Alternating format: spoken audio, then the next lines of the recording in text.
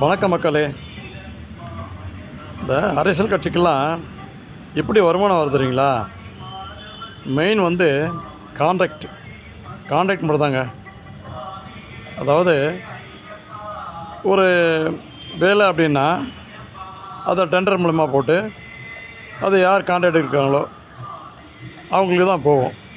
அந்த கான்ட்ராக்ட்காரங்க அந்த அரசியல் கட்சி சார்ந்தவர்களுக்கு மாதமான ஒரு அமௌண்ட்டு கரெக்டாக கொடுக்கணும். அதுக்கு அவங்க என்ன பண்ணுவாங்க, இவங்க வச்சு வேலை வாங்குகிற எம்ப்ளாயி வயிற்றில் அடிப்பாங்க. அதாவது 12,000 சம்பளம் தருவாங்க, இல்லைன்னா 7,500 அவ்வளோதான் சம்பளம். அவங்க என்றைக்குமே ஏழையாக இருக்கணும்ல. கான்ட்ராக்ட்காரன் வசதியாக இருக்கணும், அந்த கான்ட்ராக்ட்காரன் தர கட்சியை காசு வாங்குகிற கட்சிக்காரர் வசதியாக இருக்கணும். ஆனால் ஏழைகள் எப்படி உருவாக்குறாங்க பாருங்கள். இவங்க தாங்க ஏழைகள். இவங்களே தான் நல்ல திட்டம் சொல்லிவிட்டு இவங்க ஓட்டு கேட்குறது. சரிங்களா? கான்ட்ராக்ட் முறையை யார் ரத்து பண்ணுறாங்களோ அறிவிக்கிறாங்களோ நல்லா ஊர்ஜிதமாக கேளுங்க.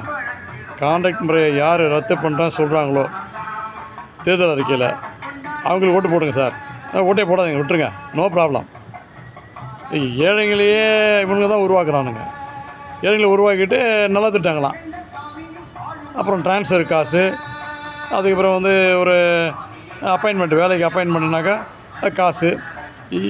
இது மாதிரி தான் அந்த அரசியல் கட்சிக்கெல்லாம் உங்களுக்கு தொகை போகுது. அதனால தான் அவங்கெல்லாம் இன்றைக்கி பார்த்திங்கன்னா நிறைய பெரிய பெரிய ஹாஸ்பிட்டல்லாம் அவங்களுக்கு தான். 2 கட்சிக்காரன் தான், ஆண்ட கட்சி ஆளுங்கட்சி 2 கட்சியும் தான். இந்த காலேஜெலாம் அவங்களுக்கு தான். உங்களுக்கே தெரியும் யார் காலேஜுன்னு என்ன தெரியும், ஏரோடைய ஹாஸ்பிட்டல்னு தெரியும். அவங்க வந்துகிட்டே போகிறாங்க, நம்ம ஏழையாகவே இருக்கிறோம். அதனால் இதுக்கு லஞ்சத்துக்கு மூல காரணமான இந்த கான்ட்ராக்ட் முறையை யார் ரத்து பண்ணுறாங்கன்னு சொல்கிறாங்களோ அவங்களுக்கு நம்ம ஓட்டளிப்போம். மக்களே உஷார். சமூக ஆர்வலர் என்ற அடிப்படையில் எனது இந்த சின்ன கருத்து. நன்றி. வாழ்க வளமுடன்.